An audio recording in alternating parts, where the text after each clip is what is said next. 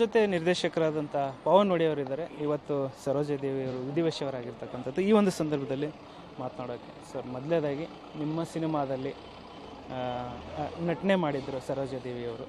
So ನಟ ಸಾರ್ವಭೌಮದ ಒಂದು ಚಿತ್ರಣ ಹೇಗಿತ್ತು? ಭಾಳ ಚೆನ್ನಾಗಿತ್ತು. ಒಂದು 4-5 ದಿವಸ ಶೂಟ್ ಮಾಡಿದ್ವಿ ನಾವು ಒಟ್ಟಿಗೆ ಇಲ್ಲೇ ನೆಲಮಂಗಲದ ಹತ್ರ ಒಂದು ರೆಸಾರ್ಟಲ್ಲಿ. ಸೊ ಆವಾಗ ನಾವು ಸ್ಕ್ರಿಪ್ಟ್ ಸ್ಟೇಜಲ್ಲಿ ಈ ಥರ ಬಿ ಸರೋಜಾದೇವಿ ಅಮ್ಮ ಮಾಡಿದ್ರೆ ಭಾಳ ಚೆನ್ನಾಗಿರುತ್ತೆ ಅಂದಾಗ ಅಪ್ಪು ಸರ್ಗೂ ಭಾಳ ಖುಷಿಯಾಗಿತ್ತು, ರಾಕ್ಲೈನ್ ಸರ್ಗೂ ಭಾಳ ಖುಷಿಯಾಗಿತ್ತು. ರಾಕ್ಲೈನ್ ಸರ್ ಬಹುಶಃ ಅಗ್ನಿ IPS ಟೈಮಲ್ಲಿ ಆ್ಯಕ್ಟ್ ಮಾಡಿಸಿದ್ರು ಅಂತ ಅನಿಸುತ್ತೆ. ಅಪ್ಪು ಸರ್ ಜೊತೆ ಅಂತೂ ಗೊತ್ತಿದೆ ಎಲ್ಲರಿಗೂ, ಇವತ್ತಿಗೂ ಆ ಹಾಡು ಕಣ್ಣಿಗೆ ಕಾಣುವ ದೇವರೆಂದರೆ ಅಮ್ಮನ ತಾನೆ ಎಲ್ಲರಿಗೂ ಗೊತ್ತಿದೆ. ಸೊ ಆ ಯಾರಿವನು ಮೂಮೆಂಟ್ನ ಒಂದು ರಿಕ್ರಿಯೇಟ್ ಮಾಡೋಣ ಅಂತ ಒಂದು ಥಾಟ್ ಇದ್ದಿದ್ದು.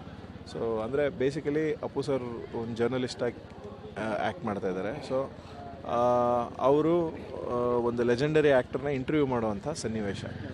ಸೊ ಅಮ್ಮ ಅವರಿಗೆ ಒಂದು ಖುಷಿಯಾಗಿದ್ದೇನು ಅಂತಂದರೆ, ಅಮ್ಮ ನೀವು ಬಿ ಸರೋಜಾದೇವಿಯಾಗೇ ಅಭಿನಯಿಸಬೇಕು ಅಂತಂದಾಗ, ಹೌದಾ ನಾನಾಗೇ ಅಭಿನಯಿಸ್ಬೇಕಂತಂದಾಗ ಅದು ಅವರಿಗೆ ಭಾಳ ಖುಷಿಯಾಯಿತು. ನಾನು 200 ಚಿತ್ರಗಳಲ್ಲೂ ನಾನಾಗೇ ಯಾವತ್ತೂ ಅಭಿನಯಿಸಿಲ್ಲ, ಇದು ಚೆನ್ನಾಗಿರುತ್ತೆ ಮಾಡ್ತೀನಿ ಅಂತೇಳಿ ಒಪ್ಕೊಂಡ್ರು. ಅದು ಭಾಳ ಚೆನ್ನಾಗಿತ್ತು. ಅವರು ಫಸ್ಟ್ ಡೇ ಶೂಟಿಂಗ್ ಸ್ಪಾಟಿಗೆ ಅವರು ರೆಡಿಯಾಗಿ ಬಂದಾಗ ಇಡೀ ಶೂಟಿಂಗ್ಸ್ಗೆ ಎಲ್ಲರೂ ಆಸ್ಟ್ರಕ್.